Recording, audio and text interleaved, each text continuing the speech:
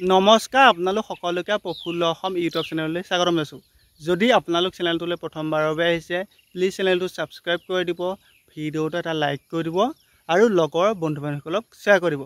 আজি এইটো ভিডিঅ'ত আপোনাক জনাম যে আছাম ফৰেষ্ট ডিপাৰ্টমেণ্টৰ যিটো battalion AFPF Assam forest protection force তাৰ যিটো প্ৰমোশ্যন সেই প্ৰমোশ্যন চিষ্টেমটো কেনেকুৱা হয় এই ভিডিঅ'টো গোটেইখিনি জনাই দিম, গতিকে ভিডিঅ'টো শেষলৈকে চাই থাকিব।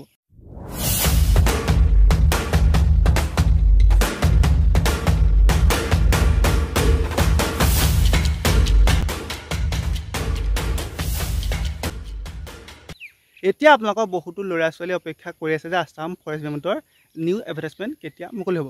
আপোনালোকৰ আছাম ফৰেষ্ট ডিপাৰ্টমেণ্টৰ নিউ এডভাৰটাইজমেণ্ট মুকলি হ'ব নৱেম্বৰ মাহত। অসমৰ মাননীয় মুখ্যমন্ত্ৰী ডক্টৰ হিমন্ত বিশ্ব শৰ্মা ছাৰে আজি কেইদিনমান আগত তেওঁ বিভিন্ন জেগাত গৈছিল আৰু তেওঁ নিজে কৈছে যে আপোনালোকৰ নৱেম্বৰ মাহত অসম আৰক্ষী আৰু অসম বন্ধুসকল নতুন এডভাৰটাইজমেণ্ট মুকলি হ'ব। গতিকে যিসকলে আছাম ফৰেষ্ট ডিপাৰ্টমেণ্টৰ এটা চাকৰি ল'ম বুলি ভাবিছে তেওঁলোকে এতিয়াৰ পৰা ভালদৰে ৰানিং লং জাম্পৰ প্ৰেক্টিছ কৰি থাকক আৰু লগতে ভালদৰে পঢ়া শুনা কৰি থাকক। এতিয়া আপোনালোকৰ আছাম ফৰেষ্ট ডিপাৰ্টমেণ্টৰ যিটো battalion AFPF Assam forest protection force তাৰ যিটো প্ৰমোশ্যন সেই প্ৰমোশ্যন চিষ্টেমটো কেনেকুৱা হয়, আপোনালোকৰ ডিপাৰ্টমেণ্টেলি এক্সাম হয় নেকি। এতিয়া আপোনালোকৰ আছাম ফৰেষ্ট ডিপাৰ্টমেণ্টৰ ফৰেষ্টাৰ গ্ৰেড 1 হওক, ফৰেষ্ট গাৰ্ড হওক, AFPF হওক, আপোনালোকৰ তাৰ যিটো প্ৰমোশ্যন সেই প্ৰমোশ্যনৰ বাবে কোনো ধৰণৰ ডিপাৰ্টমেণ্টেলি এক্সাম নহয়।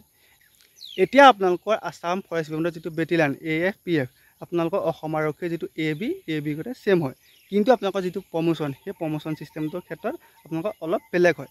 এতিয়া আপোনালোকৰ অসম আৰক্ষীৰ এটা নতুন নিয়ম আহি গৈছে, সেইটো হৈছে আপোনালোকৰ 8 বছৰৰ মূৰে প্ৰমোশ্যন দিব। আপোনালোকৰ কোনোবা এজন ধৰি লওক ABত সোমালে তেওঁ 8 বছৰৰ পিছত তেওঁ লেন্স নায়ক হ'ল, তাৰপৰা নায়ক হ'ল, তাৰপৰা হাবিলদাৰ হ'ল, তেনেকৈ তেওঁ ওপৰলৈ গৈ থাকিব। কিন্তু আপোনালোকৰ আছাম ফৰেষ্ট ডিপাৰ্টমেণ্টৰ যিটো AFPF আপোনালোকৰ তাৰ ক্ষেত্ৰত সেই নিয়মটো এতিয়ালৈকে আপোনালোকৰ প্ৰযোজ্য হোৱা নাই। কিন্তু আপোনালোকৰ কম দিনৰ ভিতৰত সেই নিয়মটো যদি আহি যায় তেন্তে বহুতখিনি ভাল হ'ব, কিয়নো এতিয়া আপোনালোকৰ বহুতখিনি এনেকুৱা মানুহ আছে তেওঁলোকৰ এটা পোষ্টতে আপোনালোকৰ 12, 13 বা 14 বছৰ হৈ গৈছে কিন্তু তেওঁলোকৰ প্ৰমোশ্যন হোৱা নাই।